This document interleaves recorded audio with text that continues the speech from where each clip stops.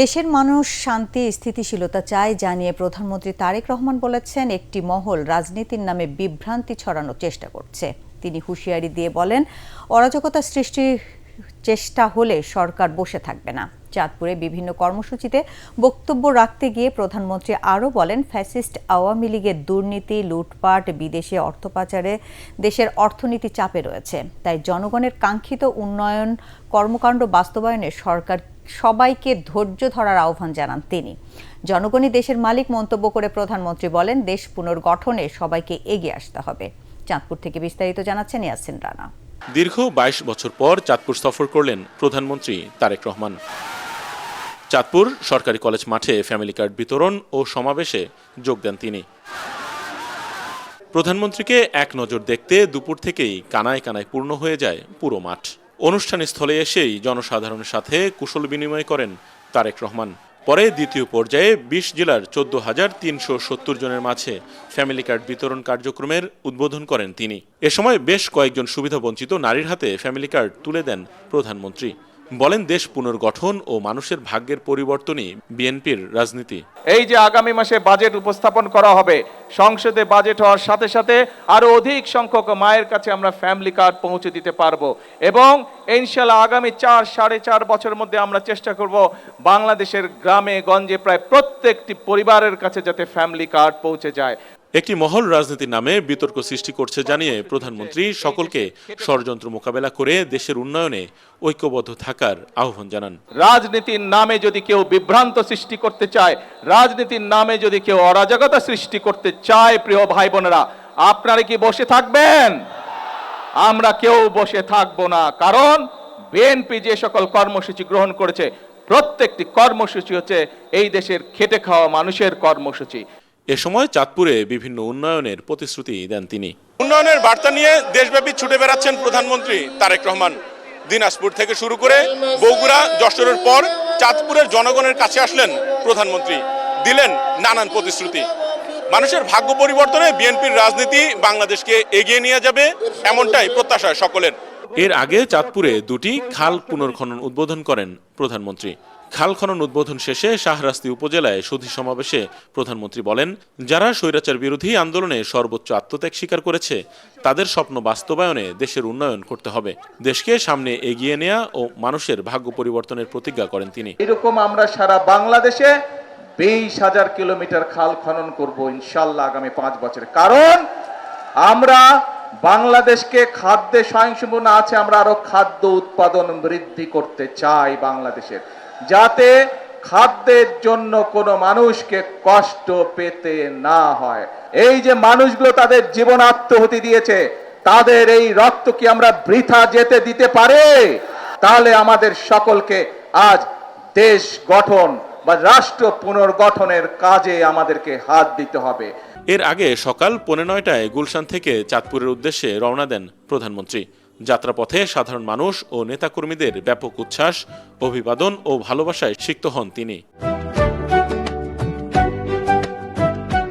যাত্রাপথে কুমিল্লার বরুড়ায় পথসভায় অংশ নেন তারেক রহমান। এ সময় তিনি বলেন, কুমিল্লা বিভাগ বাস্তবায়ন ও কৃষি বিশ্ববিদ্যালয় প্রতিষ্ঠায় আন্তরিক সরকার। বিগত সময়ে ফ্যাসিস্ট আওয়ামী লীগ সরকারের দুর্নীতি ও অর্থ পাচারের কারণে দেশের অর্থনীতি সংকটে রয়েছে বলেও জানান প্রধানমন্ত্রী।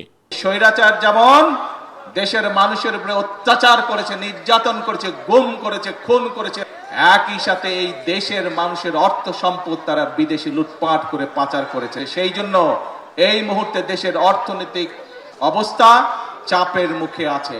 সেজন্যই আমাদেরকে কষ্ট করতে হবে, আমাদেরকে পরিশ্রম করতে হবে এবং সেজন্যই আমাদেরকে ধৈর্য ধরতে হবে। আমরা ইনশাআল্লাহ জনগণের যে সকল দাবি, জনগণের যে সকল চাওয়া পর্যায়ক্রমিকভাবে ইনশাআল্লাহ আমরা বাস্তবায়ন করব এক এক করে। দেশের সকল জনগণ ঐক্যবদ্ধ থেকে কাজ করলে পৃথিবীর বুকে বাংলাদেশ মর্যাদাশীল দেশ হিসেবে প্রতিষ্ঠা পাবে বলে জানান প্রধানমন্ত্রী তারেক রহমান। ইয়াসিন রানা, এটিএন বাংলা, চাঁদপুর। কারো রক্তচক্ষুর দিকে না তাকিয়ে সরকারকে তিস্তা চুক্তি বাস্তবায়ন করে পদ্মায় পানি ফিরিয়ে আনতে হবে বলে জানিয়েছেন জামায়াতে আমির ডাক্তার শফিকুর রহমান। রাজশাহীর আলিয়া মাদ্রাসার ঐতিহাসিক ময়দানে বিভাগীয় সমাবেশে তিনি কথা বলেন। দেশের অশান্তি সৃষ্টির চেষ্টা করলে ভারতও শান্তিতে থাকবে না বলে হুঁশিয়ারি দেন বিরোধী দলীয় নেতা। দলীয় প্রশাসক বসিয়ে বিএনপি নিজেদের ঘোষিত ইস্তেহারের সাথে বিশ্বাসঘাতকতা করছে বলেও অভিযোগ করেন আমিরে জামায়াত। রাজশাহী থেকে জানাচ্ছেন খায়রুল ইসলাম। গণভোটের রায় ও জুলাই সনদকে বাস্তবায়ন করার লক্ষ্যে রাজশাহীর ঐতিহাসিক মাদ্রাসা মাঠে বিভাগীয় সমাবেশ করে জামায়াত ইসলামীর নেতৃত্বাধীন 11 দলীয় ঐক্য। হাজারো কর্মী সমর্থকরা দল বেঁধে স্লোগান দিয়ে অংশ নেয় সমাবেশে। এ সময় লোকে লোকারণ্য হয়ে ওঠে রাজশাহী ঐতিহাসিক মাদ্রাসা ময়দান। গ্রীষ্মের কাঠফাটা রোদে ঘণ্টার পর ঘণ্টা এভাবেই শীর্ষ নেতাদের বক্তব্য শোনেন নেতাকর্মীরা। এ সময় 11 দলের নেতারা বলেন, সরকার 70% মানুষের গণরায়কে অস্বীকার করে জুলাইয়ের সাথে বেইমানি করছে। প্রত্যেকটা ধাপে ধাপে তারা আমাদের সাথে প্রতারণা শুরু করেছে। তারা এই দেশে 50% ভোট পেয়ে ক্ষমতায় গিয়েছে, কিন্তু তারা ভুলে গিয়েছে 70% মানুষ দেশের পরিবর্তনের পক্ষে রায় দিয়েছে। আমরা হাতে গোড়া কিছুই চাই নাই, আমরা চাই যে কিছু সংস্কার, যেটার দ্বারা আপনি উপকৃত হবেন, আমরা উপকৃত হব। যত দ্রুত সম্ভব সংস্কারগুলি করেন, একদিকের থেকে মুক্ত হন। সমাবেশে প্রধান অতিথির বক্তব্যে জামায়াতের আমির ও বিরোধী দলীয় নেতা ডাক্তার শফিকুর রহমান বলেন, প্রতিবেশী দেশের চোখ রাঙানোকে ভয় পায় না বাংলাদেশ। অন্যায় সত্যের বিরুদ্ধে লড়াইয়ে অবতীর্ণ হতে হবে। কেউ আমার অধিকার দয়া করে আমার পকেটে এনে দেবে না। লড়াই করে অধিকার আদায় করব ইনশাআল্লাহ। কাউকে ছাড় দিয়ে কথা বলা হবে না। বিএনপির সমালোচনা করে বলেন, ব্যাংক ও বিশ্ববিদ্যালয়গুলোতে দলীয় লোক বসিয়ে যোগ্যদের বঞ্চিত করা হচ্ছে। সরকার ইতিমধ্যে যে অপকর্মগুলো করেছে, জাতির সাথে যে ধোঁকা দিয়েছে, যেই 16টা অধ্যাদেশ বাস্তবায়ন না হলে বাংলাদেশে সুশাসন নিশ্চিত করা অসম্ভব, সেইগুলা তারা ফেলে দিয়েছে।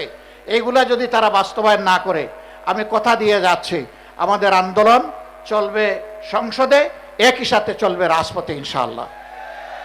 এবং আমি আস্থার সাথে বলছি, গণভোটের রায়ও বাংলাদেশে ইনশাআল্লাহ বাস্তবায়ন হবে, বাস্তবায়ন করতে বাধ্য করা হবে ইনশাআল্লাহ। গণভোটের রায় বাস্তবায়ন না হলে অতীতের চেয়েও আরো বড় আকারে ফ্যাসিবাদ ফিরে আসবে বলেও মন্তব্য করেন ডাক্তার শফিকুর রহমান। খায়রুল ইসলাম, এটিএন বাংলা, রাজশাহী। বাংলাদেশের জনগণের অভিপ্রায় অনুযায়ী ফারাক্কার চুক্তি সম্পাদনে ভারত বাংলাদেশের সম্পর্ক নির্ভর করছে বলে মন্তব্য করেছেন বিএনপি মহাসচিব মির্জা ফখরুল ইসলাম আলমগীর। ঐতিহাসিক ফারাক্কা লং মার্চ দিবস উপলক্ষে আলোচনা সভায় তিনি বলেন, দেশের স্বার্থের প্রশ্নে কোনো আপোষ করবে না সরকার। এতে বিশেষজ্ঞরা বলেন, প্রতিবেশী দেশের সাথে ভালো সম্পর্ক রেখে দীর্ঘমেয়াদী পানি বন্টন চুক্তি করতে হবে, অন্যথায় অপূরণীয় ক্ষতির মুখে পড়বে দক্ষিণাঞ্চলের মানুষ। কামরুজ্জামান রাজীবের রিপোর্ট। ঐতিহাসিক ফারাক্কা লং মার্চ দিবস উপলক্ষে রাজধানীর রমনা ইঞ্জিনিয়ার্স ইনস্টিটিউশন মিলনায়তনে আয়োজিত আলোচনা সভায় দিনটির তাৎপর্য তুলে ধরেন বক্তারা। ফারাক্কা লং মার্চ দিবস অন্যায়ের বিরুদ্ধে প্রতিরোধের প্রতীক। বাংলাদেশের মানুষকে রক্ষা করতে ভারতের অন্যায্য ফারাক্কা ব্যারেজের বিরুদ্ধে মানুষকে ঐক্যবদ্ধ করেছিলেন মজলুম জননেতা মাওলানা ভাসানী। বক্তারা বলেন, ফারাক্কা ব্যারেজ শুধু বাংলাদেশ নয়, ভারতের বিহার সহ অনেক অঞ্চলে ক্ষতিকর প্রভাব ফেলছে। দুদেশের অভিন্ন নদীর পানির স্বাভাবিক নাব্যতা বাধাগ্রস্ত করলে দুদেশই দীর্ঘমেয়াদী ক্ষতির মুখে পড়বে। শুধুমাত্র কলকাতা পোর্ট, কলকাতা বন্দরের নাব্যতা রক্ষা করার জন্য আপনি একটা দেশের ক্ষতি করে দেবেন? এই দেশকে নাকি আপনারা বন্ধু মনে করেন? আমরা প্রতিবেশীর সাথে ঝগড়ায় করব না, আমাদের ঝগড়া করা মানানসই না। তাই বলে দাসত্বের শৃঙ্খলে আমাদের অস্তিত্ব বিলীন করে দেব, সেটাও কিন্তু সম্ভব না। ইমিডিয়েটলি শেয়ারিং অ্যারেঞ্জমেন্ট করতে পারি, তাহলে কিন্তু প্রত্যেকটা নদীতে আলাদা আলাদাভাবে এই কাজ করতে হবে। ফারাক্কা বাঁধ নির্মাণের মধ্য দিয়ে বাংলাদেশের মানুষের জীবন ও জীবিকাকে হুমকির মধ্যে ফেলা হয়েছিল অভিযোগ করে বিএনপি মহাসচিব স্থানীয় সরকার মন্ত্রী মির্জা ফখরুল ইসলাম আলমগীর বলেন, ন্যায্যতার ভিত্তিতে ফারাক্কা চুক্তি সম্পাদনের উপরই দুদেশের সুসম্পর্ক নির্ভর করছে। ভারতের সরকারের কাছে স্পষ্ট বার্তা জানাতে চাই, আলাপ আলোচনার মাধ্যমে অবিলম্বে অভিপ্রায় অনুযায়ী, তাদের চাওয়া অনুযায়ী এটাকে সম্পাদন করতে হবে। ভারতের সঙ্গে যে সুসম্পর্ক স্থাপিত হওয়া সুযোগ এসেছে, সেটা নির্ভর করবে ভারতের এই গঙ্গা চুক্তি বা আপনার ফারাক্কা চুক্তি সম্পাদনের উপর দিয়ে। যে বাংলাদেশের স্বার্থ বিনষ্ট করে আমরা কখনোই কোনো চুক্তি কাউকে করতে দেব না, এ ব্যাপারে আপনারা নিশ্চিত থাকতে পারেন। দেশের স্থিতিশীলতাকে বিনষ্ট করতে কিছু কিছু শক্তি সরকারের বিরুদ্ধে অপপ্রচার চালাচ্ছে অভিযোগ করে বিএনপি মহাসচিব বলেন, বিএনপি সরকার জনগণের সরকার, জনগণ কোনো ষড়যন্ত্রকে মাথা তুলে দাঁড়াতে দেবে না। সেই স্থিতিশীলতাকে বিনষ্ট করবার পায়তারা চালাচ্ছে। এই সম্পর্কে আমরা বাংলাদেশের স্বাধীনতা বিশ্বাস করি, গণতন্ত্রে বিশ্বাস করি, তাদেরকে আমাদেরকে অনেক বেশি সজাগ হতে হবে, এবং শুধু সজাগ নয়, আমাদেরকে সংগঠিত হতে হবে। কামরুজ্জামান রাজীব, এটিএন বাংলা, ঢাকা। দেশের অর্থনীতি বর্তমানে কঠিন সময় পার করছে বলে মন্তব্য করেছেন অর্থ ও পরিকল্পনা মন্ত্রী আমির খসরু মাহমুদ চৌধুরী। বলেছেন, এই পরিস্থিতি থেকে উত্তরণে কমপক্ষে আরও 2 বছর সময় লাগবে।